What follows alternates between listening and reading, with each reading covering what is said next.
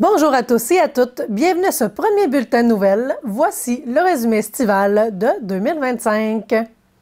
Le mois de juin a débuté avec l'inauguration du Cardlock de Portneuf-sur-Mer.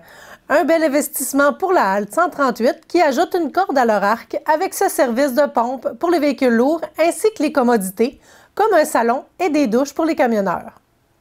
Le 24 juin, journée de la fête nationale, se déroulait du côté des Escoumins la 13e édition du Marchaudon sur la promenade. Une trentaine de marcheurs-marcheuses ont parcouru les rues sous le soleil accompagnés du président d'honneur, le maire M. André Desrosiers. Le Marchaudon amasse des fonds chaque année pour l'Association du diabète Haute-Côte-Nord. Le 14 juillet, ce fut l'ouverture du nouveau siège social de Desjardins. Lors de l'inauguration officielle, les personnes présentes ont pu découvrir les nouveaux espaces du bâtiment flambant neuf, situé au 129 route 138 à Les Escoumins. Du 19 au 20 juillet à Bergeronne, au hangar des Ailes du Nord, s'est déroulée la 3e édition du Rendez-vous des aviateurs. Cette 3e édition a connu un record de participation avec plus d'une vingtaine d'avions au courant de la fin de semaine. Le 31 juillet marquait le début de l'exposition Entre mythes et culture du sculpteur bergeronnais Éric Maillet, au Centre Archéotopo. Une exposition brute et toute en beauté.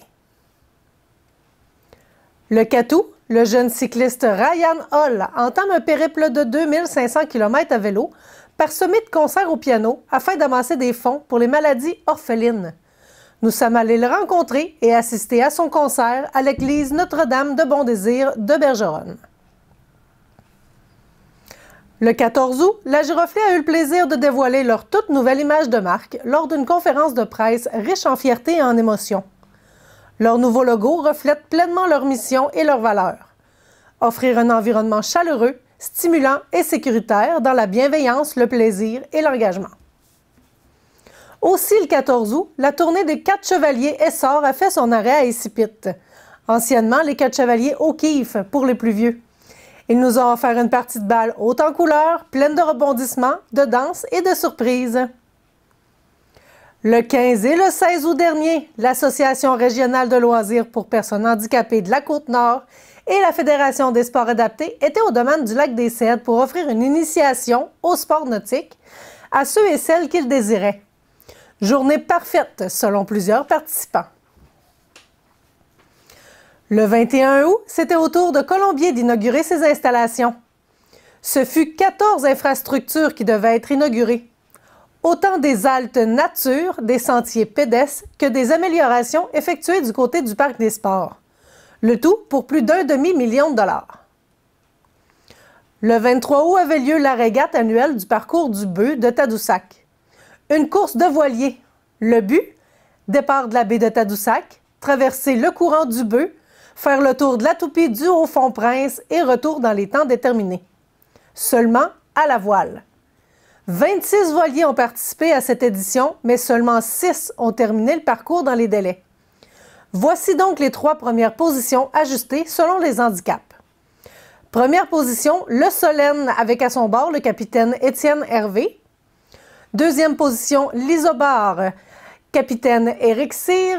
En troisième position, le Manactan, avec à son bord le capitaine Pascal Labbé. Le 26 août, la ville de Forestville procédait à l'inauguration de la 3e phase de la Villa Forestville qui comporte 12 logements pour aînés autonomes. Celle-ci fut nommée Villa Micheline Anctil, en l'honneur de toute sa ténacité à l'égard de ce projet. Le 2 septembre dernier, le Saloon Portneuf-sur-Mer fermait ses portes après une première saison estivale réussie. Les gestionnaires heureux et satisfaits nous disent à l'an prochain. Le 6 septembre, du côté de Sacré-Cœur, une soixantaine de personnes ont pris part à la 5e édition de la marche pour le myélome multiple, incluant tirage, dons d'entreprise, dons personnels et les enchères. Ils ont amassé un peu plus de 21 000 $ à remettre à Myélome Canada, ce qui gonfle leur don total sur 5 ans à 80 000 $. Le 11 septembre, Portneuf-sur-Mer inaugurait, dans un premier temps, de nouveaux terrains de camping rustique avec vue panoramique sur le fleuve. Dans un second temps, le nouvel escalier du Belvédère qui donne accès à une vue à couper le souffle sur le majestueux banc de sable. Le 15 septembre, une nouvelle entreprise voit le jour à Longrive.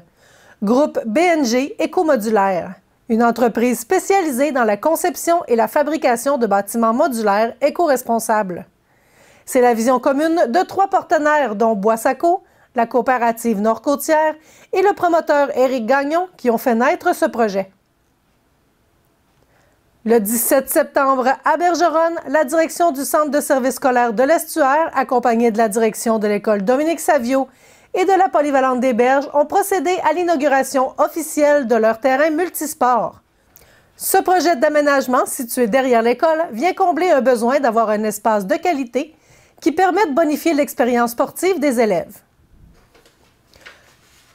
Toujours le 17 septembre, Eliane Tremblay fit le lancement de son livre Niapisco, Wapi le retour, tome 2, qui est la suite de Mystère à Niapisco, publié aux éditions Ruby. C'est l'histoire de Wapi, jeune Inou de 17 ans, de retour dans son village natal, confronté à l'amour, la trahison et à de nombreux défis. Le congrès 2025 de l'Association des plus belles baies du monde se déroulait du 20 au 26 septembre et était de passage à Tadoussac du 21 au 23 septembre pour terminer leur séjour au Nouveau-Brunswick.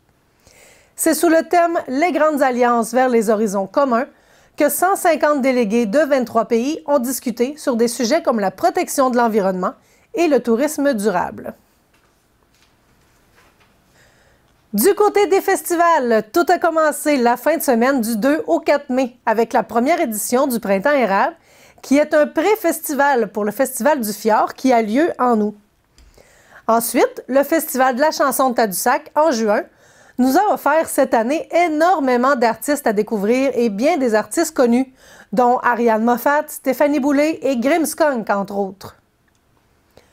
Du 10 au 13 juillet, c'était à Saint-Marc-Perdu-dans-le-Bois qu'il fallait être si tu aimes le québécois. Entre autres avec David Pinault, Jérôme 50 et les Vulgaires Machins. Le Festival du Fjord, à la mi-août, a présenté des spectacles de toutes sortes, que ce soit burlesque, musique ou humour, et même une course en couleurs.